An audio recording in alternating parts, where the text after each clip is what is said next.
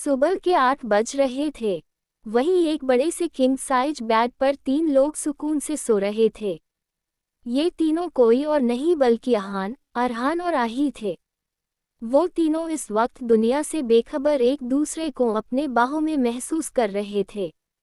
सूरज की किरणें पीआरडीई पर्दे से छनकर उन तीनों पर पड़ रही थी। रूम में काफी शांति थी। तभी उस शांति को चीरते हुए टेबल पर रखा अहान का फोन बजने लगता है। पहले बार रिंग बजने पर अहान नहीं उठता, लेकिन जब दूसरी बार रिंग बजता है तो उसकी नींद खुलने लगती है। वो उठने लगता है, तभी उसे अपने सीने पर कुछ महसूस होता है। वो नीचे देखता है तो आही किसी बंदर के बच्चे की तरह उससे लिपटकर सो रही थी। ये देख उसके होंठों पर प्यारी सी मुस्कान आ जाती है। वो आही के लंबे बालों में उंगलियां चलाने लगता है। वहीं नींद में भी आही के होंठों पर मुस्कान आ जाती है। तभी अहान का फोन फिर से बजता है, जिससे वो चिढ़कर फोन उठाता है और बेहद खतरनाक आवाज में कहता है, अगर कोई इम्पोर्टेंट काम नहीं हुआ तो मैं तुम्हें जिंदा दफना दूंगा। दूसरी तरफ कॉल में जो जय था, अहान की इतनी खतरनाक बातें सुन उसके पसीने छूट जाते हैं।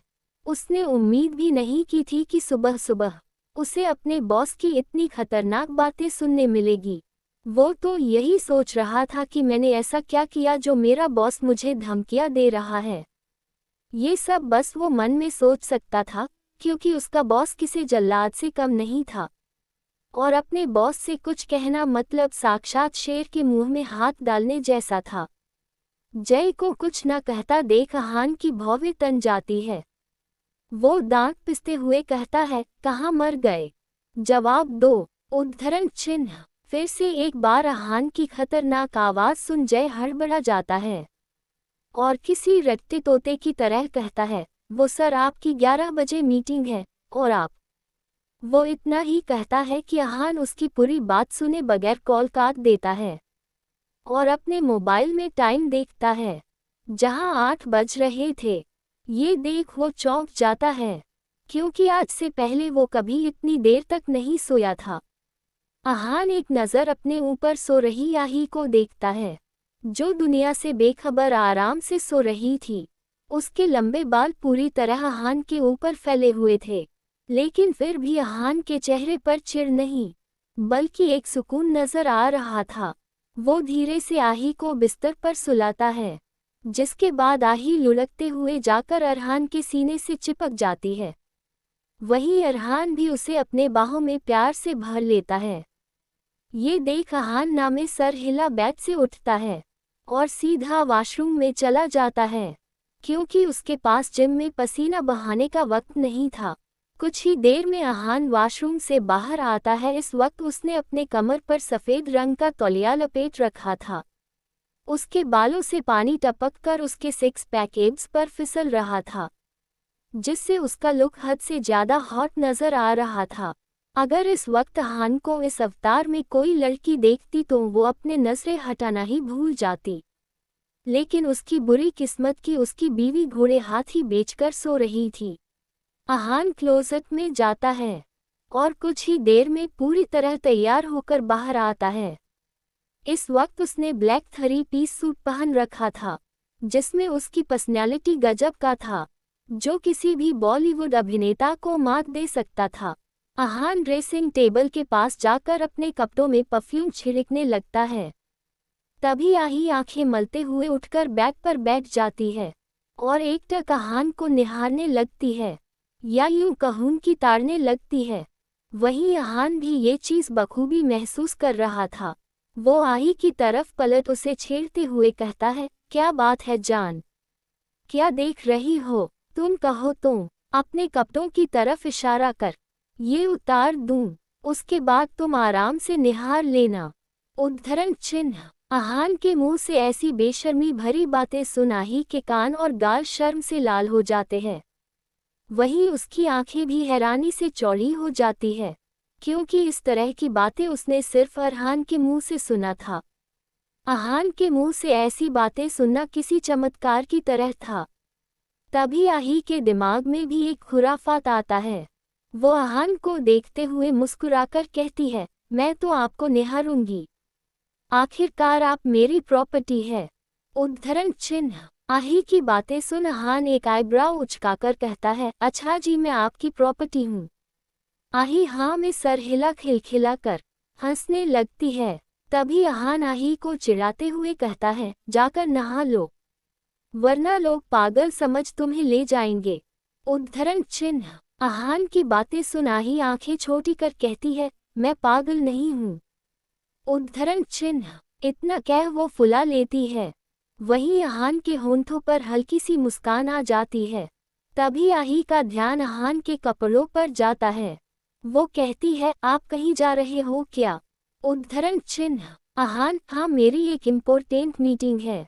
उद्धरण चिन्ह। आही जल्दी से बैठ से उठते हुए कहती है, आप 2 मिनट रुको, मैं फटाफट नहाकर आपके लिए नाश्ता बना देती हूँ। उद्धरण चिन्ह। आही इतना कह जैसे वॉशरूम की तरफ बढ़ती है। तभी अहान उसे रोककर अपने बाहों में भरकर प्यार से कहता है, इसकी कोई जरूरत नहीं है जान, मैं बाहर खा लूंगा। तुम बस अरहान को टाइम पर ऑफिस भेज देना। उद्धरण चिन्ह। आही पक्का आप खा लोगे ना? सोचते हुए, या फिर एक काम करती हूँ, मैं हैंडसम डेविल के साथ आपका भी लंच भेज दूंगी, आप खा लीजिएगा। उद्धरण चिन्ह। इस वक्त आही के चेहरे पर अहान के लिए फिक्र साफ नजर आ रही थी।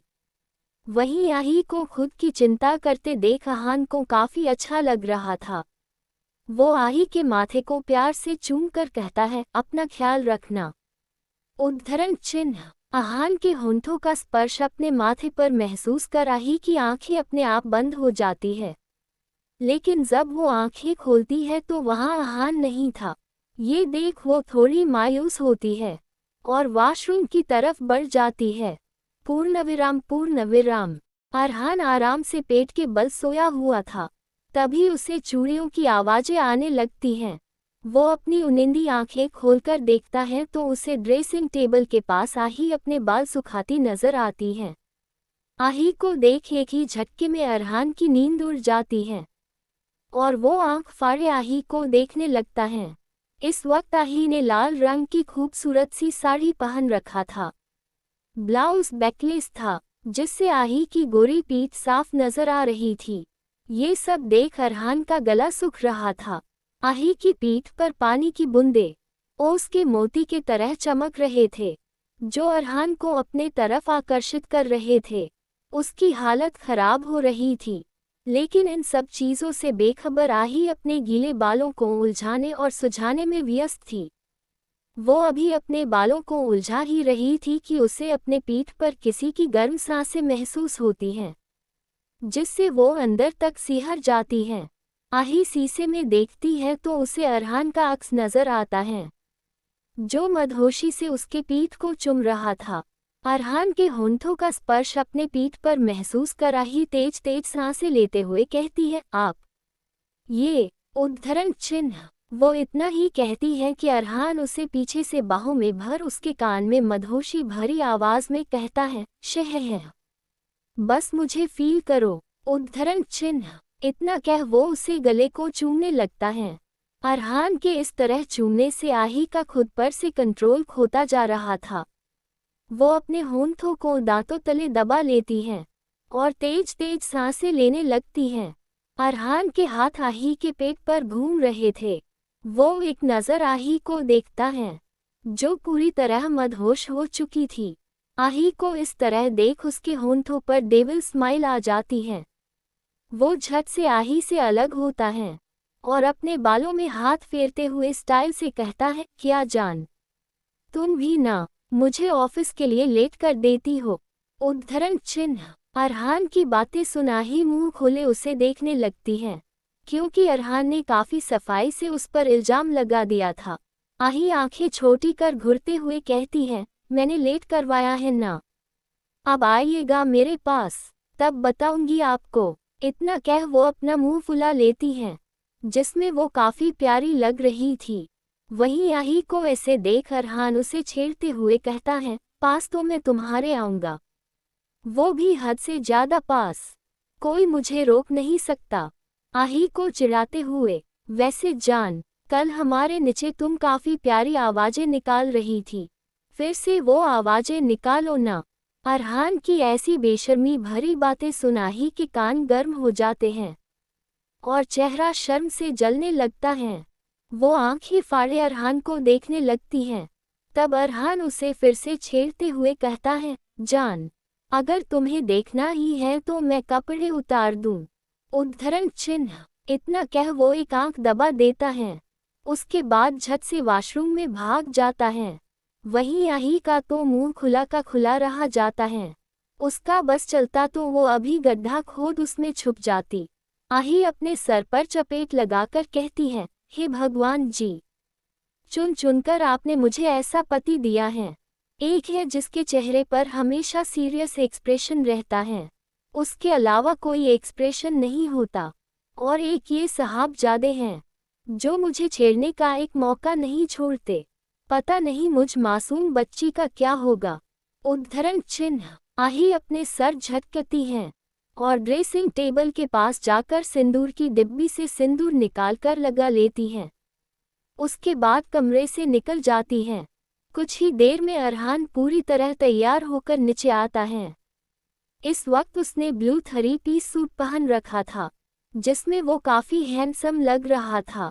वो जैसे डाइनिंग एरिया में आता है, उसे काफी अच्छी खाने की खुशबू आती है जो आज से पहले उनके मेंशन में कभी नहीं आई थी। अरहान जाकर अपनी चेयर में बैठ जाता है। तभी आही एक सर्वेंट के साथ आती है और अरहान के प्लेट में नाश्ता परोसने लगती है। अरहान तो एक टक आही को देख रहा था जो इस वक्त एक कुशल गृहिणी लग रही थी। आही को इस तरह देख उसे मन ही मन काफी खुशी हो रही थी। तभी वो अपने प्लेट में देखता है जहां छोले भटूरे रखे थे। अपने प्लेट में देख वो एक नज़र आही को देखता है जो उम्मीद भरी नज़रों से उसे देख रही थी। तभी अरहान छोले भटूरे का एक बाइट उठाकर खाता है और आही को देख मुस्कुराकर कहता है, बहुत अच्छा है। उद्धरण चिन्ह। अरहान के मुंह से अपने खाने की तारीफ सुन आही के चेहरे पर बड़ी सी मुस्कान आ जाती है। हाँ, ये सच था कि दोनों भाई ऑयली फूड नहीं खाते थे, लेकिन पहली बार उनकी बीवी ने अपने हाथों से उनके लिए प्यार से नाश्ता बनाया था जिसे वो लोग नकार नहीं सकते थे। अरहान आही का हाथ पकड़ उसे अपने बाजू वाली चेयर में बैठा देता है और उसे अपने हाथ से खिलाने लगता है। आही भी चुपचाप उसके हाथों से नाश्ता कर रही थी। कुछ ही देर में उनका नाश्ता हो जाता है और जैसे अरहान अपने चेयर से उठता है, आही उसे रोकते हुए कहती है, आप एक सेकंड रुकिए, मैं अभी आई।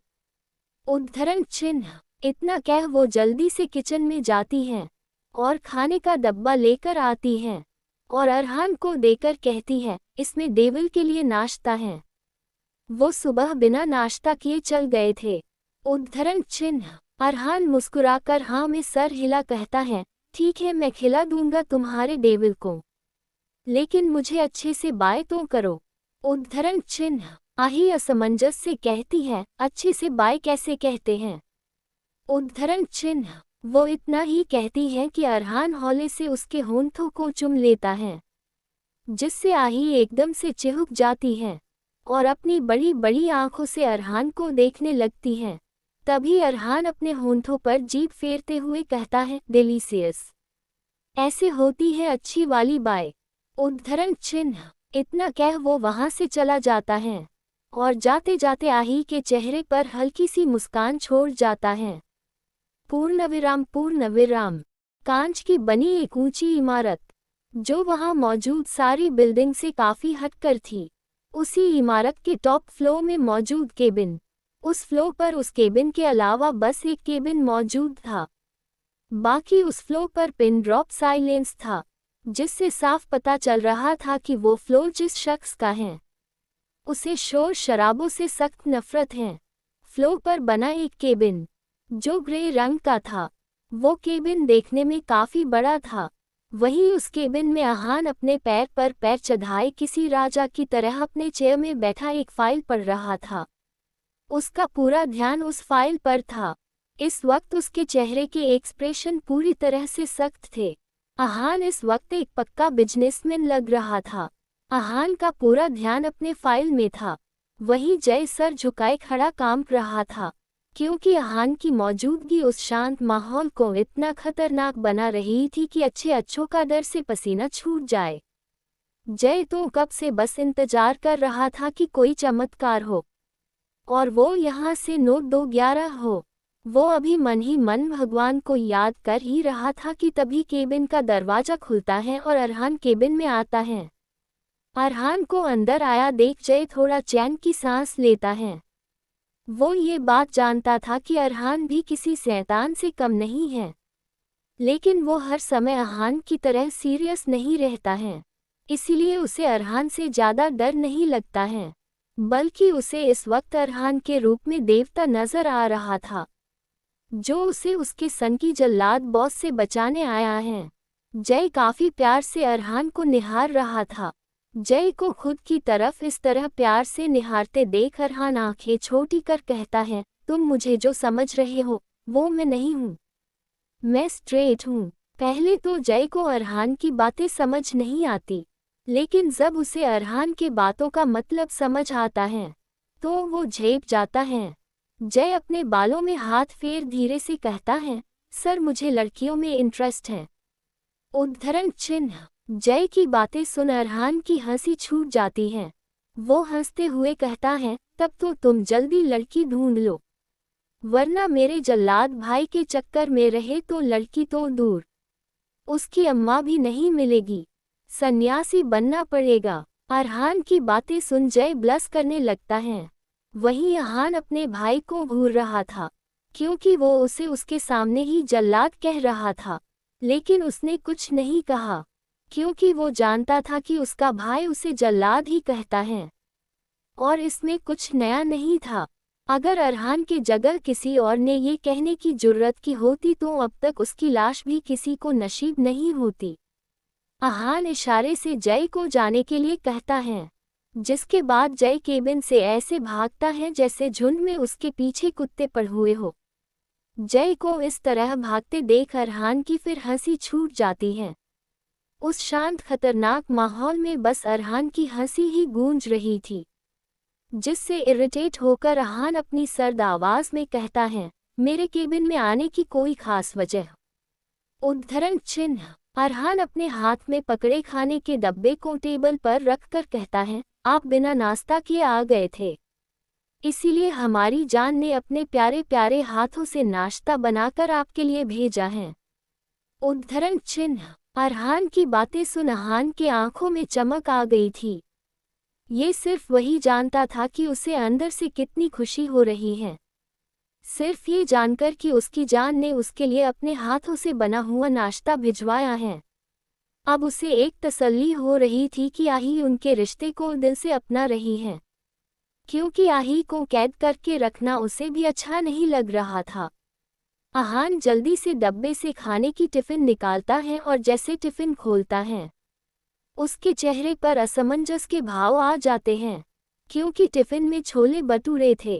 अरहान के चेहरे पर असमंजस के भाव देख अरहान उसके सामने वाली चेयर में बैठकर कहता है, भाई, फर्स्ट टाइम हमारी जान ने अपने हाथों से हमारे लिए कुछ बनाया है, बहुत टेस्टी है। मुझे पता है आप ज़्यादा ऑयली नहीं खाते, लेकिन अगर आपको नहीं खाना है तो मैं खा लूँ।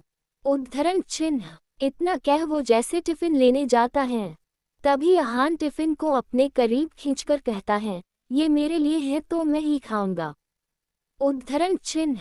अरहान की बातें सुन अरहान को हंसी आ रही थी, लेकिन वो अपनी हंसी रोक अरहान को छेड़ते हुए कहता है, लेकिन भाई, आप ये ऑयली खाना खाओगे तो आपकी मेहनत से बनाए इस बॉडी का क्या होगा? अरहान, एक दिन ऑयली खाना खाने से कुछ नहीं होगा। वैसे भी हमारी जान ने इतने प्यार से नाश्ता भिजवाया है तो नाराज कैसे कर सकता हूँ उसे। अरहान देखता है डब्बे में एक चिट्ठी भी है। वो उस चिट्ठी को डब्बे से निकाल खोलकर पढ़ता है, डेविल, पूरा नाश्ता कर लीजिएगा, अगर नाश्ता वापस आया तो आपको पनिशमेंट मिलेगी। उद्धरण चिन्ह। आही का लेटर पढ़कर अरहान को हंसी आ जाती है, क्योंकि उसकी छोटी सी बीवी उसे पनिशमेंट देने की बात कर रही है। अरहान को इस तरह हंसते देख अरहान हैरान रह जाता है। क्योंकि उसने पहली बार अपने भाई को इस तरह हंसते देखा था। लेकिन उसे इस बात की खुशी थी कि उसका भाई अब खुलकर अपनी खुशी जाहिर कर रहा है। अहान छोले भटूरे का एक बाइट खाता है तो उसकी आंखें सुकून से बंद हो जाती हैं। तब अरहान उसके चेहरे को देख उत्सुकता से कहता है, कैसा लगा भाई हमारी जान का नाश्ता? उद्धरण चिन्ह। अहान मुस्कुराकर कहता है, बहुत अच्छा है। उद्धरण चिन्ह। इतना कह वो पूरा नाश्ता कर लेता है और उसके बाद दोनों भाई वापस अपने काम में लग जाते हैं। दोनों के चेहरे पर काम करते वक्त कठोर भाव थे और दोनों अपने काम में डूब जाते हैं, जिसके बाद उन्हें समय का पता ही नहीं चलता है। पूर्णविराम।